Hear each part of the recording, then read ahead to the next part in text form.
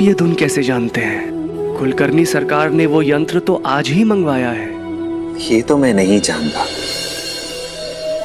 लेकिन इतना जरूर जानता हूं कि संगीत प्रकृति ही बनाती है, मानव नहीं। सारे स्वर हमें प्रकृति से ही प्राप्त होते हैं। चिड़ियों की चहचहाट से लेकर भौरों के गुंजन तक, मेघों के घुमड़ने से लेकर बिजली की चमक, और बिजली की चमक से लेकर नदियों की कलकल तक, सारा संगीत हमें इस वातावरण, इस प्रकृति, इस ब्रह्मांड से ही प्राप्त होता है। उसी के आधार पर हम धुन बनाते हैं, गीत बनाते हैं। इसलिए संसार में कहीं भी चले जाओ, कोई फर्क नहीं पड़ता, क्योंकि प्रकृति एक है।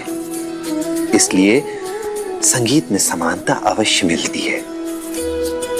संसार में कहीं भी जाओ, सुर साथ ही होते हैं और एक ही समान होते हैं। इसलिए संसार का कोई भी गायक, कोई भी वादक प्रकृति के सामने बौना ही है। क्या आपने ये धुन प्रकृति के संगीत को सुनकर सीखी है? ये कैसे संभव है?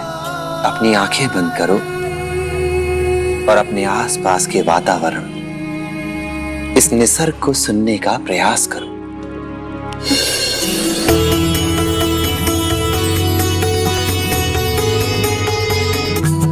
साईं, ये कैसा संगीत आपने मुझे सुनाया।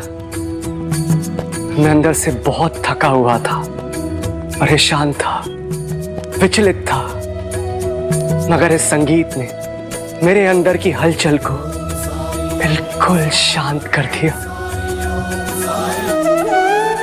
मैंने सुबह आपकी झलक देखी थी।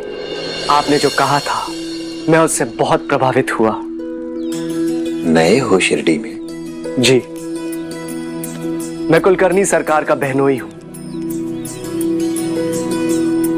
तुम्हारा असली परिचय ये है कि तुम एक नेक और अच्छे इंसान हो। धन्यवाद साईं, मुझे आपसे मिलकर बहुत अच्छा लगा और मैं आपसे दोबारा मिलने जरूर आऊंगा।